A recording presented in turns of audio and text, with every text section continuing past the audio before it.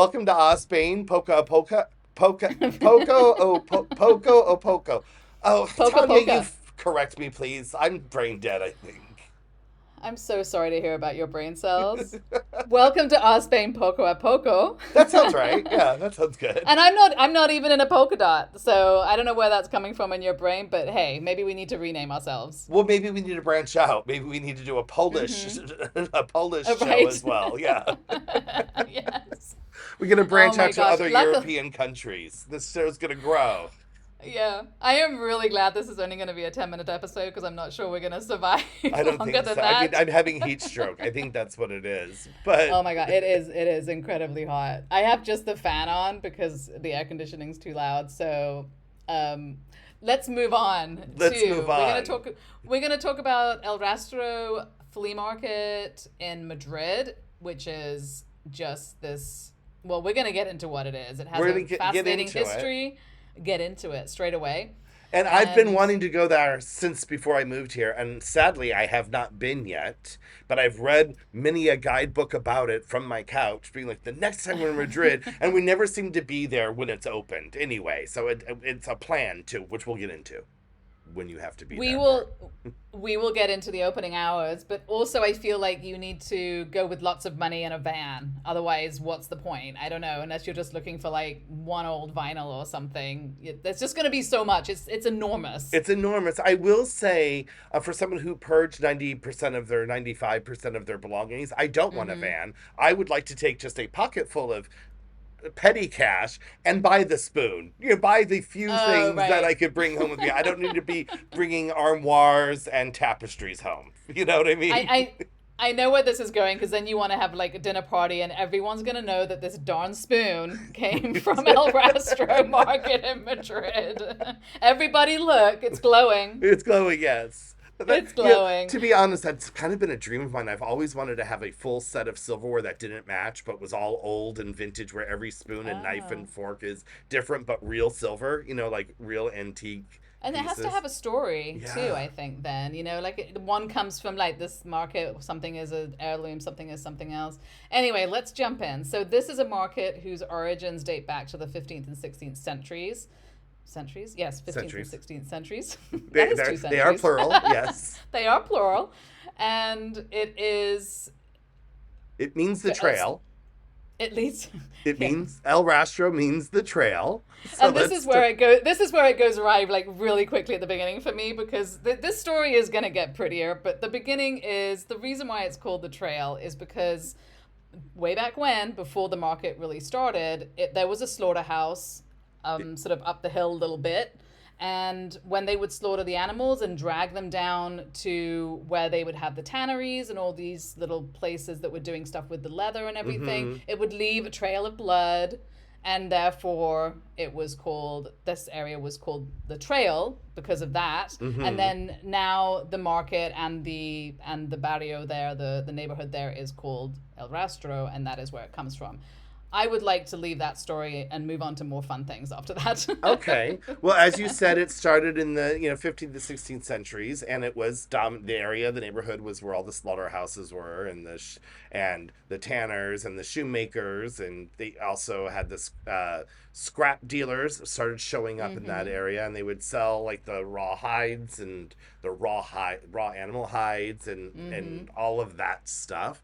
And at that time, the first stalls started showing up with the rag pickers and street vendors. They were known as ropa viejos, and they would spread the rough blankets directly on the dirt, and they would lay out their hodgepodge of Like, salvaged crap. yeah. Let's just say that. I mean, back in those days, that's just how it was done, right? I mean, Right. that's what was happening everywhere, and it was no different in Madrid. It was just you put down a blanket of some sort and sell whatever you've got, and Right. hopefully somebody wants it. That's about as good as it gets. And I've been to a lot of flea markets, and people are still doing that. Sometimes they're high ticket That's true. items, but it is Yes, still you're lucky if there's a folding table. Sometimes it's just a sheet, and yeah, you're this breaking a is hip, true. kneeling down to get to see what That is finds you can the find. that is the easiest way to sell some items. So hmm yeah, not a bad idea. So by the 17th century, this area had already grown to more than just tanners and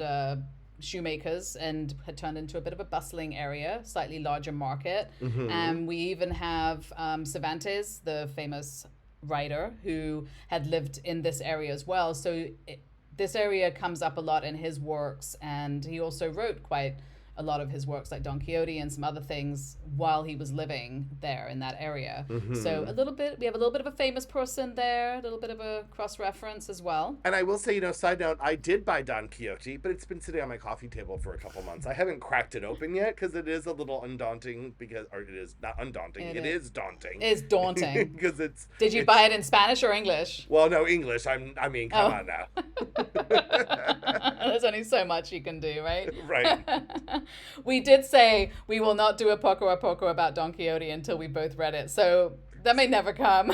So in 5 years from now, stay tuned. We will have an episode of Don goodness. Quixote. But by 1740, in the 18th century, the flea market was firstly documented as a designated zone in the city for these secondhand traders and the metal workers and the scavenger, the salvage sellers. Right. Right. And then by the 19th century, we have to start getting some regulation. I guess things might have gone a bit awry at some point, and maybe it was just getting so big that they needed to kind of contain who was selling.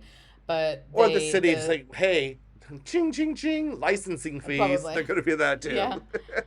Yeah, so the Madrid City Council stepped in and started regulating and organizing the street vendors in 1811. So that starts to kind of build more of what we see today. A little Right. bit. And in the 20th century, it just kept expanding.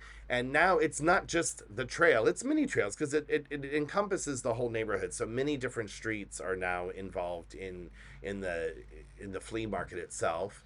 And you can find everything from spare parts and clothing, antiques, books. I mean, just everything you can possibly think of used, it's being sold there now, right? Including spoons. Including spoons, yes. Probably. And by the 1950s, permanent spaces start to emerge in antique shops, including the opening of the elegant Galerías Piquer, which obviously is quite a famous two-story courtyard sort of arcade area, which is so a permanent spot, which means that can be open not just on the time that the market's open. And that was quite of a destination for vintage shoppers and antique collectors. And it just kind of starts adding all these permanent shops along with the expansion down the different streets of the regular market, starts to really build this into a proper destination, I think, by this point. Right. And then by the 70s, obviously, as these hippies were wont to do, they... And the rockers. It became a place where they would hang out, and obviously, I mean, we know that era was really the first vintage movement, right? With the hippies were the ones to bring out the secondhand clothing era that we all still are utilizing now. But, you think about a person from the 50s, they weren't wearing vintage clothing like... It started in the 70s and the 80s, right? But it also just turned it into something very trendy and quite a destination at that. So once you hit the 70s, now it's starting to probably look a lot like it does today, like real tourist trap and less things. Junk, and people in the know are starting to come in and sell things and buy things, right? The people are starting to look for something that they know they can probably resell elsewhere. You know what I mean? Yep. And it's also protected as an official cultural heritage site in Madrid. So that's a little extra bonus. It now has like more than 3,000 stalls. I mean, it's enormous. That can give you an idea. If you've ever been to a farmer's market at all, imagine 3,000 stalls. And plus. it's only opened on Sundays and public holidays, which is crazy because like you'd think have it open for like 3 days in a row, because it sounds like it's not something you can see in a day, so you have to keep coming back every week to see it, right? I don't know how you would see 3,000. Yeah, that's true, but having done farmers markets, I will tell you, each day that you have to go, you have to drag all your stuff there, set it up. So yes, would it be nice to sell over multiple days, but also you can't leave your stall up and come back the Right. next day. No, Like, I'm you've talking got to about drag as the your shopper. stuff in and out. I don't want to have to keep coming Oh, as back a shopper, into town. yes. I don't care about the seller. I'm talking about me, Of the course buyer. not. I understand. But also, don't forget, you have so in that whole area, there is, like we just said, a whole bunch of antique and other shops that have popped up that kind of fit with the style of this market, but are permanent shops. Those are open on regular hours during the week. But it's just the actual market and these stalls that are only open on Sundays and holidays. Right, and and it is a flea market, so there are new items too, and I'm sure there's some Chinese made, I'm not saying all things from China are junk, but like the kind of like cheap knockoff imitation stuffs can be found there. You're gonna find all of it, right? I'm sure. And then there is like an entrance to the market. So the Plaza de Cascorro is kind of the entry point to this whole neighborhood. And that is where you'll probably find what you're talking about, which is these more kind of like, let's grab people in. You got like accessories and, knickknacks and cheap clothing and electronics and things that maybe aren't, they're not the antiques maybe that you're looking for, but that's kind of the entrance to the whole thing. And then, electronics and funnily enough, like, every street has its theme, so that's kind of nice, right? Like that you can be like, I want to look at this stuff, and you've got a whole bunch of stores selling that in one area, so you can kind of target what you're looking for. Well, should we talk about that? If the Calle del Mira el Rio Alta, or they have the antiques, the old cameras, the vintage home decor, mid-century modern stuff, for the snooty shopper, for the... I was just going to say that sounds appealing to me, and you're like, that's for the snooty people. Okay, I'm going to go then to the art and supplies section, which is Calle de San Cayetano. Seriously? You stumbled on that? That's my name. I did, because it has a C. It has a C, and it kind of threw me a little bit there. So side note, Gaetano. You should spell your name like that. It would be easier for me to pronounce. Well, so no, but I will. A side note, no. Gaetano, which is my name, is the same in every language. It's just transliterated because it doesn't mean anything. It's a name with no meaning. It just means one from Gaetan, which is a place in Italy. So in Spanish, that's how they spell it. And in different languages, it's spelled slightly different. But if you hear it on the street, it all sounds the same. Right, it does. And this is with a C, Cayetano. Yeah. And it says here that that's known as the Painter's Street, but that's not because of the name. That's just because that's where all the arts and supplies are. So It doesn't mean that's not because your name means that you're a painter. No. Although that would be kind of cool.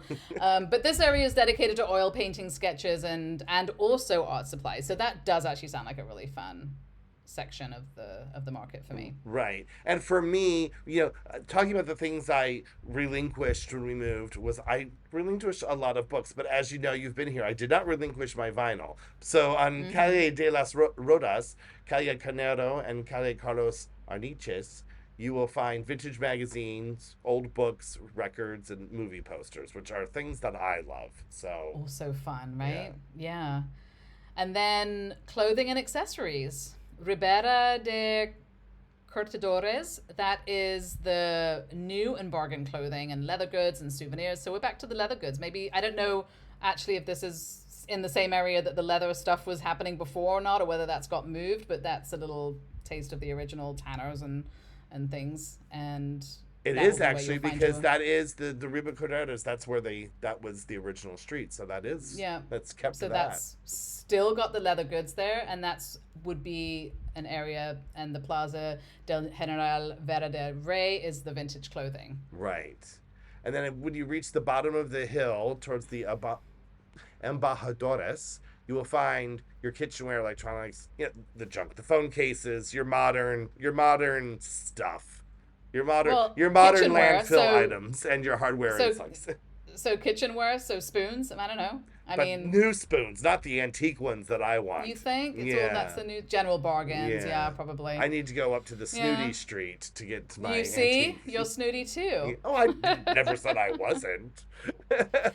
It all sounds really fun. I mean, I think it would take several trips to get through this market in a way that would be fun. Right. Because it's obviously just absolutely enormous. It is. Lots of fun things to see. And it is, we talked about the days it's open, which is Sundays and public holidays, but it's officially from 9 a.m. to 3, but they start packing up around 2:30. So you want to get there early. And I'm sure it operates like any other flea market. If you have to have it, you get there at 9. If you're willing to bargain and let go of it, come back at 2 while they're packing it up because they don't want to have to take it back home. Right, but you don't want to risk some like the other 5,000 people walking by this great bargain that you want, do you? Right. And then the standard shops that I was said earlier that are open, they're not open every day. They're open Tuesday through Saturday. Okay. And regular retail hours. But it's Spain, so definitely check your calendars, make sure there's not a public holiday going on, although that seems like that might be a good thing for this because then it might be open, but it might be the kind of public holiday where it doesn't open. You just never know. I think it's open on public holidays. However, some of the stores may be closed. So if you want to get you just don't know. But it seems like a hub, like a bustling, like really like a place that everybody wants to have open and where everybody wants to walk around. So I imagine it's open quite. Well, as we end the show, I'm going to venture out and invite you on a day date. Maybe we can leave our children and families behind, and you and I could just take the train up to Madrid for the day on one of these Sundays or holidays and just go to it. And we know we don't have a car. Like if we take the train up, then you can't bring a bunch back. No furniture for you. We'll be like dragging this ridiculous chair that Gaetano needed on the train back. We can bring our, if I may do a merchandise plug, we could bring our Spain tote bags. And if it doesn't fit in the tote bag, it doesn't come home with us. It doesn't come home. There you go. Perfect. All right. Well, until our little trip, and you guys will hear more. Right. Bye, Tanya. Bye. Thank you for listening to another episode of Our Spain. We really appreciate all the support we have received since we started this podcast. Visit ourspain.com for transcripts to this and our other episodes, some exciting merchandise, and if you are so inclined, there is also a link to buy us a coffee, which helps support this fun endeavor. And please follow us on Instagram and YouTube at Spain Podcast. And don't forget to subscribe to us wherever you're listening. It really helps us stay connected, and we'd love to hear from you. Let us know if there's any topics you would like for us to talk about. Even though we are happy to talk about anything, we also want to make sure it's informative for you. Exactly.